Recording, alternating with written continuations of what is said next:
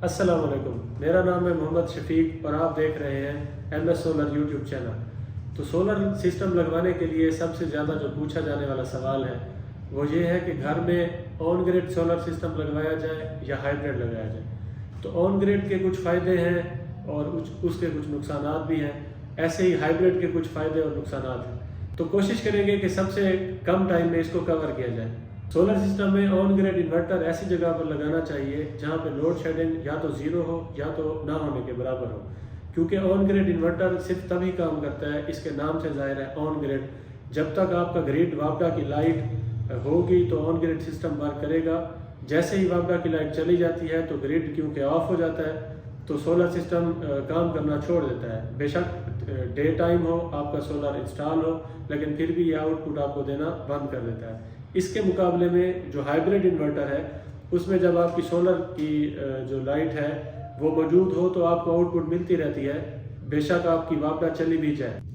इसके अलावा hybrid system का ये भी फ़ायदा होता है कि इसके साथ क्योंकि बैटरी बैंक्स लगते हैं तो रात में अगर वापडा चली जाती है उस वक्त सोलर की एनर्जी भी प्रोड्यूस नहीं हो रही होती, तो उस वक्त आपको एक अच्छा बैकअप मिल जाता है, आपका जो ज़रूरी लोड है वो चलता रहता है। लेकिन जो ऑन ग्रिड इन्वर्टर है इसके भी बहुत से फ़वायद हैं। इसका फ़ायदा सबसे मेन जो है, इसका आप बेहतरीन 10 किलोवाट का इन्वर्टर भी अगर लेंगे तो उसकी जो प्राइस है वो नॉर्मली जो हाइब्रिड इन्वर्टर है उसकी प्राइस से तकरीबन कोई 40% कम होती है।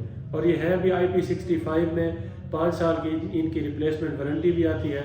जबकि जो हाइब्रिड है इनमें अगर top of the line Inverex का नाइट्रॉक्स मॉडल लिया जाए वो तो 5 साल की वारंटी देता है। इसके अलावा जो IP21 हाइब्रिड इन्वर्टर है उनकी वारंटी नॉर्मली 1 साल या 2 साल होती है। उसके बाद अगर आपको वारंटी क्लेम करानी पड़े तो उसकी जो एक्स्ट्रा पेमेंट है वो आपको देनी पड़ती है। ऑन ग्रिड इन्वर्टर का एक फ़ायदा ये भी होता है कि ये क्योंकि बैटरी लेस सिस्टम होता है तो आमतौर पर 48 वोल्ट्स की 4 बैटरियाँ ट्यूबुलर लगती हैं जो कम से कम 2 से 3 लाख में लगती हैं। तो इसमें क्योंकि बैटरी की भी बचत होती है, दूसरा इस इन्वर्टर की अपनी प्राइस भी कम होती है, तो इस हिसाब से ये बेहतरीन डिज़ाइन हो जाता है सिस्टम।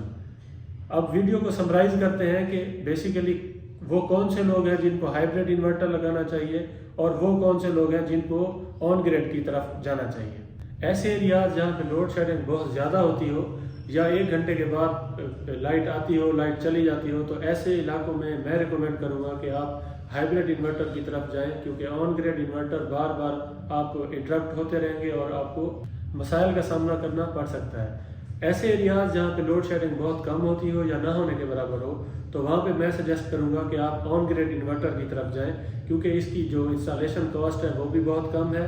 दूसरा, ये IP65 में आते हैं, इनकी वारंटी ज़्यादा होती है, बैटरी लेस सिस्टम होता है, तो इसमें आपको सिर्फ वापडा को फीडबैक करना है, आपके जो एक्स्ट्रा यूनिट होंगे वो आप वापडा को देंगे, बाकी जो आपकी प्रोडक्शन है वो आपको घर को मिलती रहेगी।